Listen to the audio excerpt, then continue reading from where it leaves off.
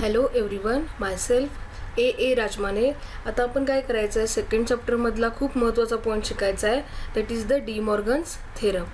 बघा, आता D Morgan's theorem खूप महत्त्वाचा, म्हणजे इतका महत्त्वाचा पॉईंट आहे की तो प्रत्येक वेळेला एक्झामला येतो. 100% काय 101% हा तुम्हाला एक्झामला येणार आहे. आता त्याच्यामध्ये 2 थेरम आहेत. मग आपल्याला एक्झामला क्वेश्चन कसा येतो, draw and explain De Morgan's theorem, किंवा draw and explain De Morgan's first theorem, किंवा draw and explain De Morgan's second theorem. त्यामुळे आपण काय करायचं आहे, डी मॉर्गन्स थेरम पूर्णच आपण व्यवस्थित करून ठेवायचा आहे. तर खूप इझी आहे, काही अवघड नाही आहे. बघा काय आहे theorem 1. These theorems state that the complement of sum is equal to product of complement. Complement of sum म्हणजे 2 इनपुट असणार आहेत आपले, त्याचं समची complement is equal to product of complement. आता ह्याचा अर्थ काय बघा, कॉम्प्लिमेंट ऑफ सम म्हणजे काय, त्याला होल कॉम्प्लिमेंट. पहिल्यांदा कॉम्प्लिमेंट शब्द आलाय म्हणजे त्याच्या दोन्हीच्या वर पूर्ण मिळून एकच कॉम्प्लिमेंट. आणि इथं काय बघा, प्रोडक्ट ऑफ कॉम्प्लिमेंट म्हणजे काय, नंतर कॉम्प्लिमेंट शब्द आलाय म्हणजे त्याचे 2 वेगवेगळे कॉम्प्लिमेंट. आता ह्याचं बघा, ह्याचं ह्याचं मॅथमॅटिकल एक्सप्रेशन काय होते बघा, complement of sum that is the, समजा ए आणि बी इनपुट आहेत, तर ए प्लस बीचा कॉम्प्लिमेंट ऑफ सम. लक्षात येते का इथं बघा, कॉम्प्लिमेंट ऑफ सम म्हणजे पहिल्यांदा कॉम्प्लिमेंट आलाय त्या अर्थी काय आहे, होल कॉम्प्लिमेंट. ए प्लस बीची पूर्ण whole complement is equal to product of complement. आता प्रोडक्ट ऑफ कॉम्प्लिमेंट काय असणार आहे बघा, प्रोडक्ट ऑफ कॉम्प्लिमेंट म्हणजे दोघं प्रोडक्ट वेगवेगळे आणि दोघांचा सेपरेट कॉम्प्लिमेंट. हे ह्या पहिल्या थेरमचं इक्वेशन आहे. काय बघा, A plus B whole bar is equal to A bar into B bar, A bar into B bar. आता हे इक्वेशन कशाचं आहे तुमच्या लक्षात येईल, this is the equation of NOR gate.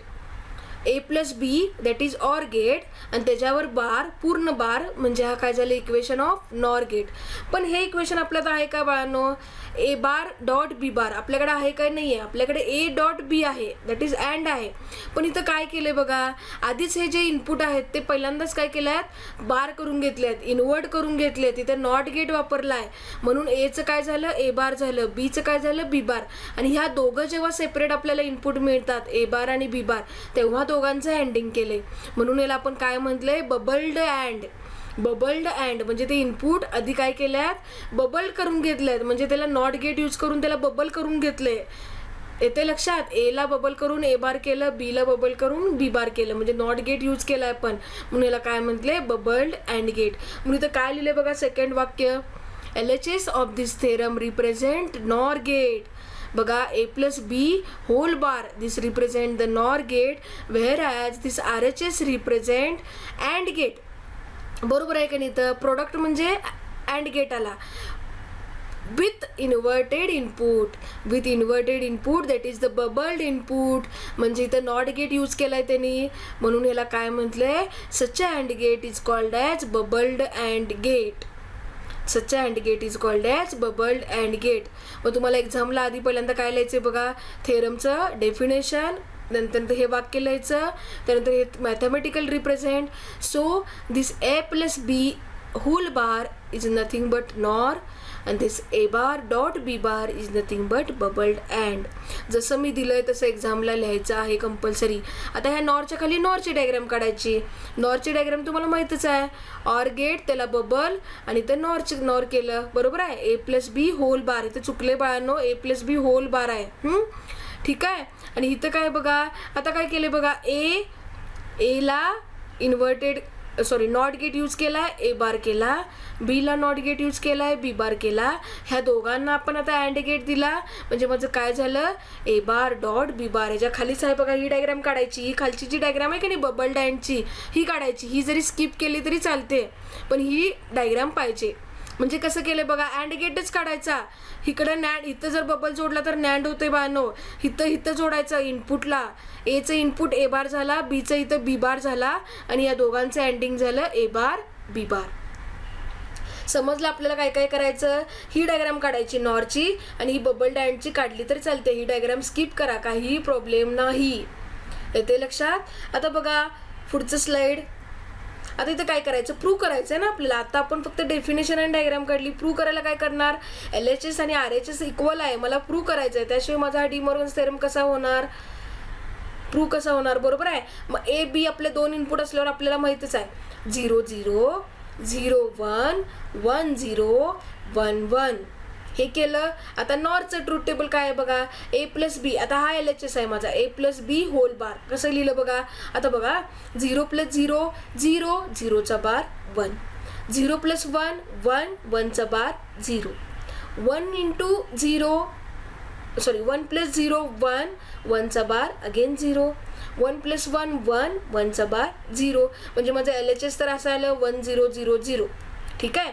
आता बघा मला RHSला काय पाहिजे, ए बार डॉट बी बार. मग माझ्याकडे ए बार आहे काय, नाही आहे.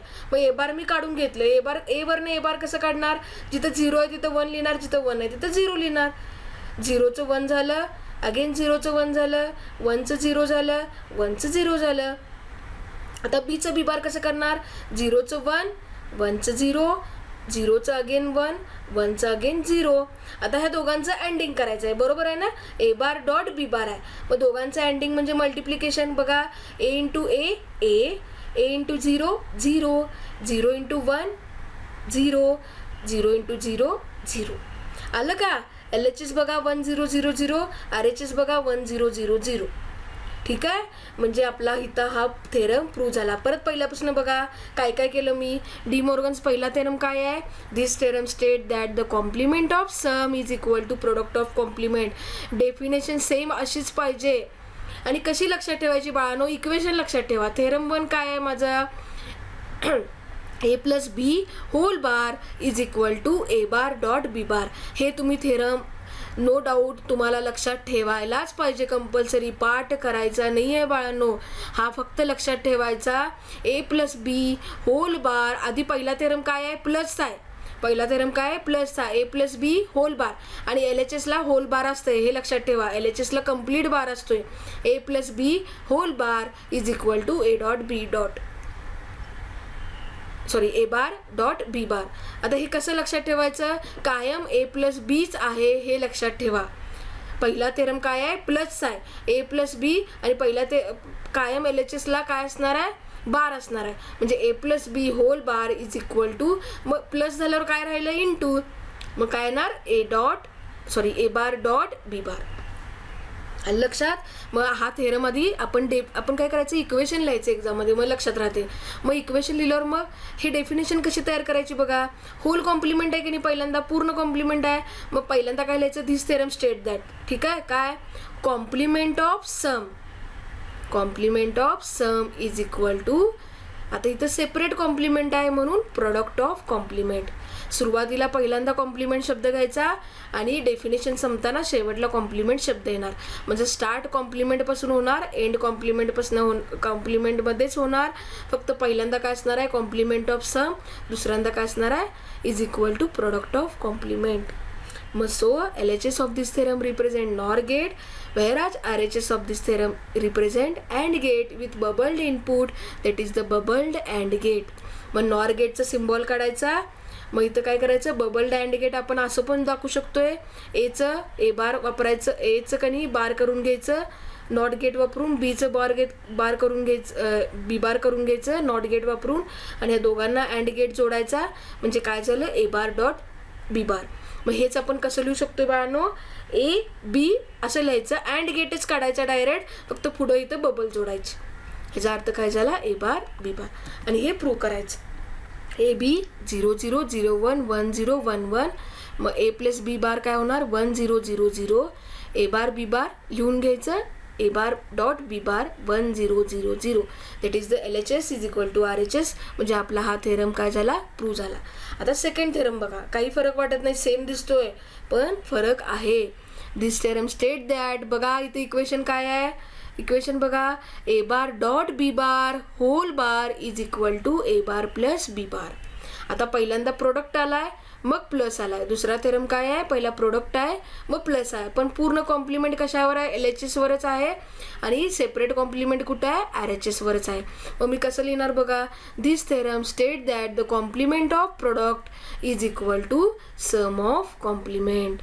complement of product, that is the complement of product is equal to sum of complement. Arrow कडे लक्ष द्या, मी ॲरो फिरवा लागले बघा.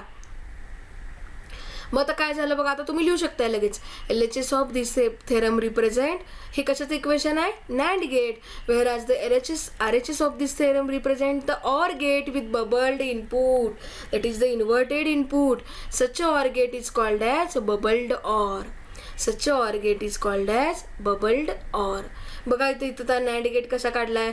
नॅन्ड गेट तुम्हाला येतोयच. अँड काढायचा, पुढे ॲरो केला की पूर्ण बार होणार AB whole bar, that is the NAND gate. आता इथं बबल्ड ऑर कसा काढलाय बघा. एचं A बार केलं नॉट गेट यूज करून, बीचं B बार केलं नॉट गेट यूज करून, ह्या दोघांना ऑर गेट कनेक्ट केला. इक्वेशन काय आलं, A bar plus B bar. A bar plus B बार. मग हेच इक्वेशन आपण कसं लिहू शकतोय, ऑरच्या पुढेच बबल काढायचं. इथे एक बबल आला, इथे एक बबल आला, आणि इथं y is equal to A bar plus B bar. समजा जर होल कॉम्प्लिमेंट असेल तर बबल इकडे येतोय, आउटपुट साईडला येतोय, आणि कॉम्प्लिमेंट सेपरेट असेल तर बबल इनपुट साईडला येतोय. हे एक वाक्य लक्षात ठेवा बाळांनो. होल कॉम्प्लिमेंट असेल तर बबल आउटपुट साईडला येतोय, आणि सेपरेट कॉम्प्लिमेंट असेल तर बबल कुठे येते, इनपुट साईडला येते. That is the bubbled OR. आलं लक्षात. हा थेरम काय बघा, कॉम्प्लिमेंट ऑफ प्रोडक्ट. म्हणजे सेकंड थेरममध्ये पहिला प्रोडक्ट येतोय, मग सम येते. Complement of product is equal to sum of complements. So LHS of this theorem represent the NAND gate, whereas RHS of this theorem represent the OR gate with the inverted input. This OR gate is called as bubbled OR. So NAND is equal to bubbled OR. NAND is equal to bubbled OR. मग इथं NAND गेटचा symbol काढला, इथं bubbled or direct हे काढलं तरी चालते. हे स्किप करा, काही प्रॉब्लेम नाही. आता कसं करणार बघा, अगेन सेम AB लिहिला 0 0 0 1 1 0 1 1. आता काय करायचं, AB बार म्हणजे LHS आहे, AB बार नॅन्ड गेट. बघा 0 × 0 0 येणार, 0चं बार 1, 0 × 1 0, 0चं बार 1, 1 × 0 0चं बार 1, 1 × 1 1चं बार 0. अगेन A बार B बार काढा. A बार कसं काढणार, 0चं 1 झालं, 0चं 1 झालं, 1चं 0 झालं, 1चं 0 झालं. अगेन B बार कसं काढणार, Bचं 0चं 1, 1चं 0, अगेन 0चं 1, 1चं 0. आता दोघांची ॲडिशन 1 + 1 1, 1 + 0 1, 0 + 1 1, 0 + 0 0.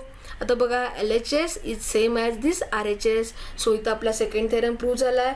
परत एकदा सेकंड थेरम बघा काय केलं आपण, काय केलं बघा. डी मॉर्गन्स सेकंड थेरम काय आहे, A.B whole bar is equal to A bar plus B bar. That is the complement of product is equal to sum of complement. So this LHS represent the NAND gate, whereas RHS represent the bubbled OR gate.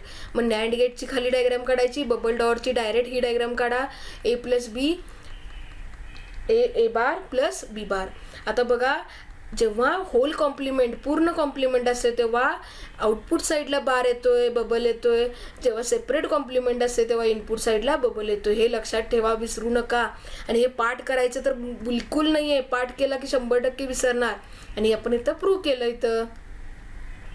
ठीक आहे, समजलं. याच्यामध्ये पहिला theorem काय होता, आता न बघता सांगते मी. बघा पहिला थेरम काय होता, A + B whole bar is equal to A bar dot B bar, that is the complement of sum is equal to product of complement. That is the LHS represent काय, NOR gate, and whereas RHS represent the bubbled OR gate. मग तो आपण prove केला.